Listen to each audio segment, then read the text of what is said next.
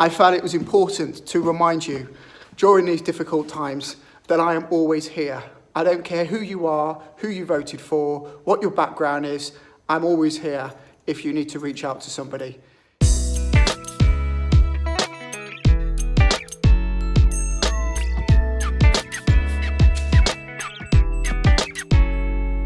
Good evening, folks. It's Councillor Simon Morrall here. I'm here back at Birmingham City Council House after the council has been locked down for ages. Quite interesting, isn't it, that the MPs go back to Parliament, teachers go back to schools, but Birmingham City Council didn't open this council house. But while the council isn't open, we are still open for business, and I'm still here to represent you. It's quite interesting being back here as well. So the clock hasn't gone forward. There's probably no point in 2 weeks. It will have to go back anyway. The printer doesn't have any toner in it. I remember back in March asking Diane, one of our secretaries, to get some toner in it, and we went into lockdown shortly after. The coffee machine still works, although the hot chocolate doesn't taste very nice. The plants are all dead and all rotted. What's even more spooky and scary is we keep backups of the Birmingham Mail newspapers. The last one that we archived was dated Monday, March the 16th, 2020. And right underneath it, it's got coronavirus, the latest, pages 2 and 3.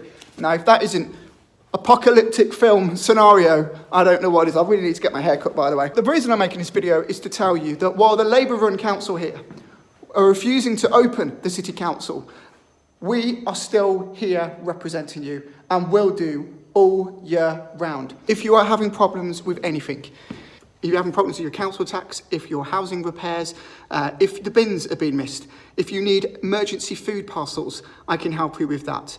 And while I can never promise to fix everything, I felt it was important to remind you during these difficult times that I am always here.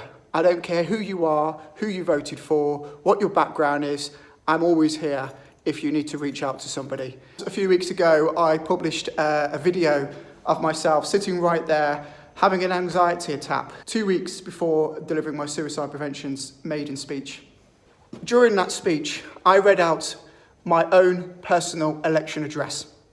It was that election address that gave me a mandate to be here today.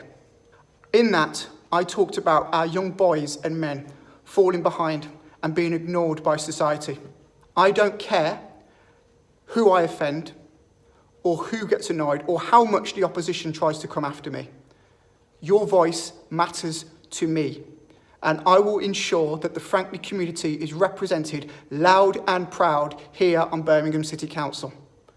And no matter how many times they try and silence me, I will always show my teeth on behalf of the Franklin community. Of course, we've still got our little sad Union Jack flag. I think they should put a massive Union Jack flag in the whole window just to annoy the Labour Party.